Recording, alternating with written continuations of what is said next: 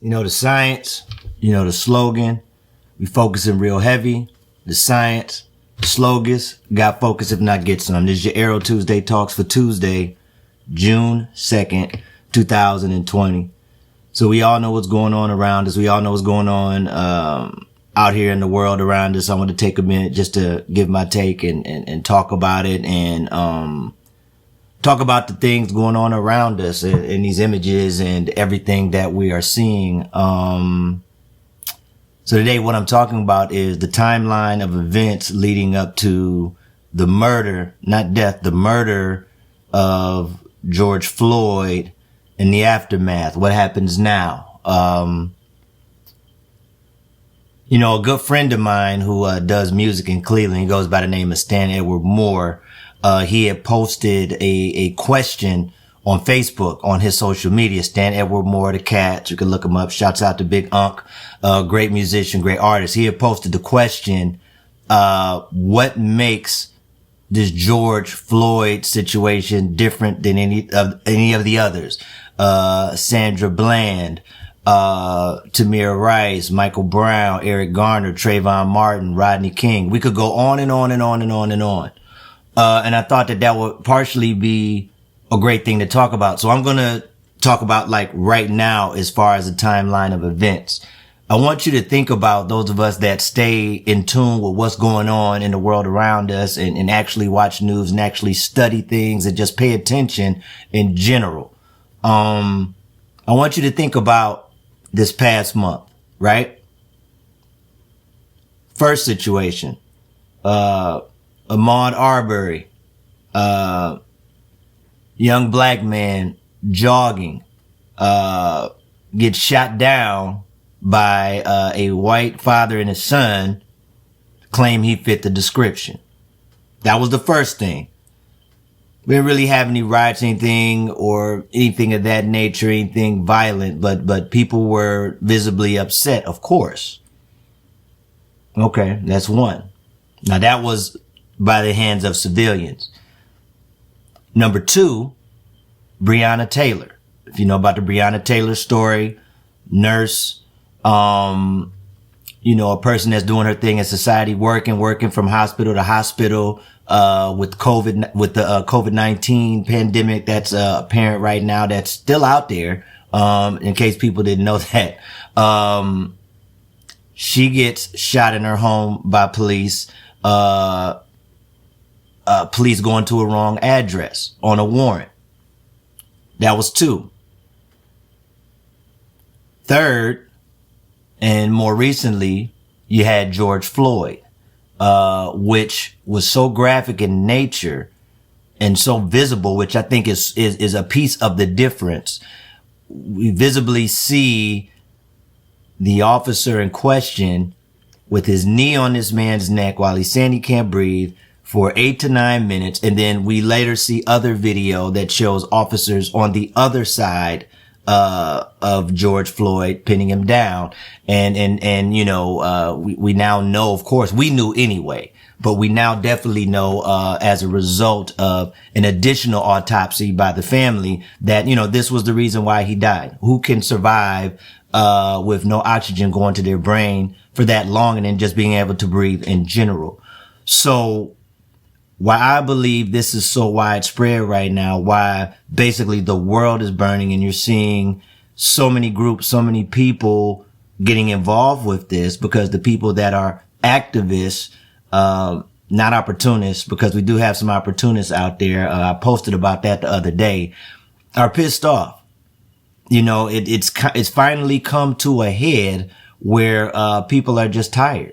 And I think the world reacted to this one because of that. Now, let's go back to talking about the timeline. You know, we knew things were bad with Rodney King. You know, when Rodney King happened, we did have some worldwide outrage. I mean, that was the prelude to this. It was terrible. We saw it. I think that was one of the most terrible displays in history.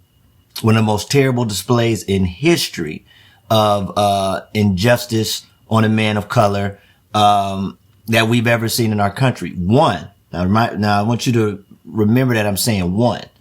And they basically burnt down LA. You know, when crazy, they burnt down LA when that happened, and looted and rioted, but it did not spread, you know, out around the world.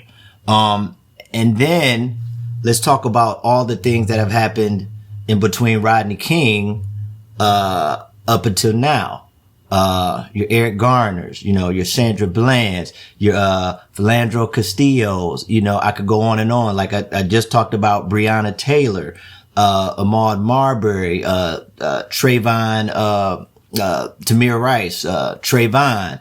I mean, the list continues and grows and gets longer. So I think with this past month, those 3 events I talked about in the beginning leading up to now, people are just tired. People are just tired. Us of color, the disenfranchised, we definitely are tired. I mean, it's just no getting around it. We are tired. I don't condone the rioting because we know within this rioting, there are activists and opportunists and subgroups. There's all kind of layers to what's happening with these protests, all kind of layers. I don't condone it, but I don't totally condemn it because I understand the thought. If it possibly gets us to understand that there is a problem, there has been an ongoing problem, then it is what it is. If it does what it's supposed to do, so be it. When we talk about the timeline, as I have playing behind me, this is a interview with NBC 11 months before Dr. King was assassinated, where he's talking about the new phase of the civil rights struggle. And I want to say something about that timeline. So let's go back to Malcolm and Martin and what we dealing with now. I feel that for what our leaders did during that time, I don't want us to lose sight of that. Malcolm and Martin did some great things. They got the ball rolling. They got things started. You know, they were able to, you know, basically take the makeup off of America and say, we have a problem. You know, we got, segregation taken care of. You know, they did all of those things. They got people to really look at us as human beings, but the racism changed into something else, which is what we're dealing with today. And what we're dealing with today is color still matters. We have to say that. My sister put up a post. Shouts out to my sister, Missa in New York. Color still matters. And we need to grasp that. We need to understand that. And we need to figure out what the solution is moving forward.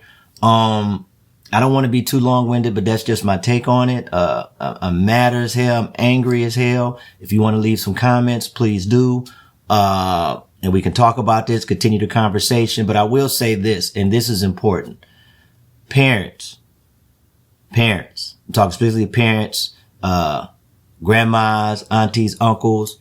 Let's make sure that these kids of any color, of any race, of any nationality are understanding these images going on around them. Because that's one of the places where it starts. We have to break a cycle. See, racism is handed down. Hate is taught. That's taught. Those are taught, handed down things. So one of the things I've been doing with my time, I mean, I've marched and protested in past things, but what I've been doing with my time is focusing on my seeds. You need to focus on your seeds, get to your kids, let them know their history. And then also, besides letting them know their history, help them to understand these images going on around them. Because if they just looking at the internet and you not talking to them, that's a problem. That's a problem. That's where it starts. We have to cut it off with our kids. If we don't even cut it off there, it just continues. The cycle just continues. The racism changes. Like I said, Martin, Malcolm, and all our freedom fighters from back in the day that started this Black Panther Party, all of them, it's so many to mention, got the ball rolling. Colin Kaepernick saw something that a lot of us already knew. So when he kneeled and got down on one knee and it wasn't popular to everybody, I get it. Well, that's your Arrow Tuesday Talks for today, Tuesday, June 2nd, 2020. Everybody be safe. Everybody be blessed.